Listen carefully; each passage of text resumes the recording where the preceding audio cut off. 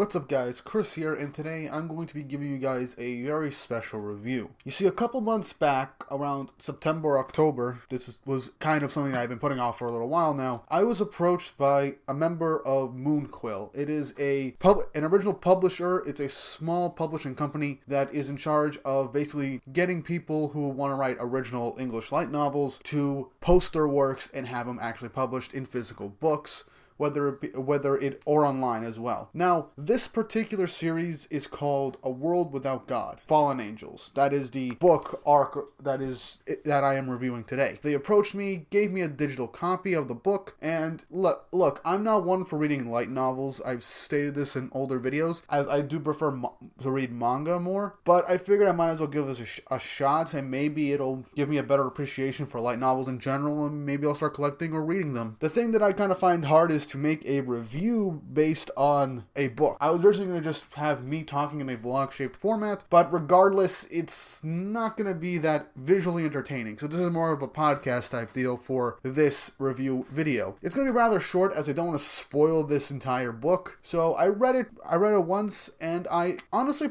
very enjoyed it. But before we get into the video, don't forget to like and subscribe and hit the notification bell for updates on future videos. It really does help. Also, don't forget to check me out on Instagram and Twitter at @TheGreekWeeb. Links in the description below, as well as my Patreon and Coffee accounts if you want to support the channel more directly. Now then, A World Without God actually has a pretty interesting prologue, as essentially it has stuff to do with like the supernatural or the paranormal. It has a lot of things going for it, essentially, and I'm not gonna lie, it caught my interest, as the main duo, Takeya and Ayumi, have a pretty nice dynamic. Takeya is kind of a realist who tends to like think things through and wonders why he's doing the things he's doing. And Ayumi is very like whimsical, outspoken, and upbeat. Just how a lot of series tend to have outspoken girl that tends to do a lot and pushes the main character to kind of do a lot of weird and fun things to get him out of his shell. It's a classic trope, and it does have some classic tropes in light novels, manga, and anime, but I'm not too upset by that, and actually it makes these characters a lot more endearing. They have pretty funny interactions, and they have a really good dynamic. The story itself essentially is them going out to search for angels, but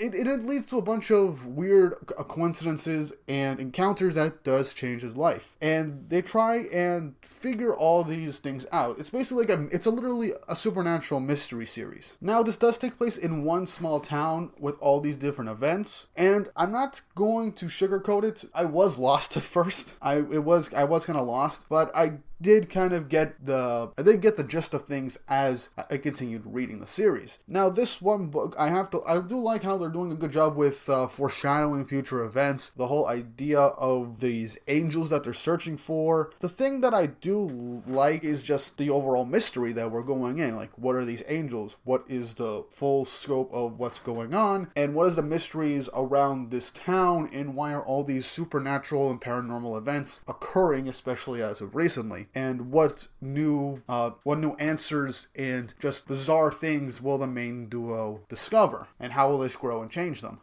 Honestly, this being the one and done type of story, it's kind of like a one-shot book. I really did enjoy their development and how the story itself progressed. Again, I'm not a big light novel guy, and I honestly thought this was a first volume for a long-running series. Now, if the writers really wanted to, they could perhaps continue the series on in a different manner, but right now it has a really neat conclusion, and it's the end of the story right now. I don't see it continuing in the future, but it's always a possibility for it being something entirely different. The author, I do have to commend them for their honest to God, really good writing, and it did keep me invested in the book. But I have to say, like I said earlier, I was lost at the beginning. In some moments, I was a bit lost. But the things that we see in this novel, whether it be the honest, really nice development of the main characters, the intrigue of the overarching mystery, and how things conclude and develop, it's honestly really well written, and I'm excited to see what kind of new works this author can create in the future. But in terms of an overall score, I'd give this book about a 7 to 8 out of 10. I'd give it about a 7 out of 10 as, again, I think this is like the 4th or 5th time I said this in such quick succession. I'm not a big light novel guy, so I'm going with a type of bias, so I'm not going to make it rank it as high as it could or should be. But it is worth the read, and if you like light novels, this is a really good read for you, especially if you like supernatural mysteries.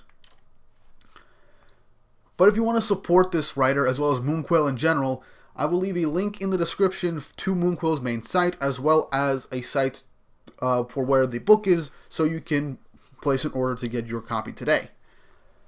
But with all that said and done, I hope you guys enjoyed this video. I know it was like very short, like 5-6 minutes long. I did want to do more, but again, I didn't want to spoil this, as this was mainly supposed to be a very quick video, and I wasn't sure how to do stuff with the light novels and stuff like that.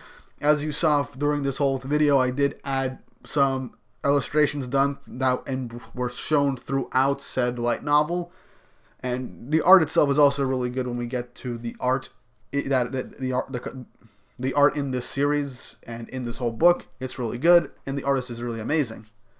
But with all that said and done, I hope you guys enjoyed this video. Hope you guys take A World Without God and give it a chance, give it a read. And with all that said and done, I hope you all have an awesome day.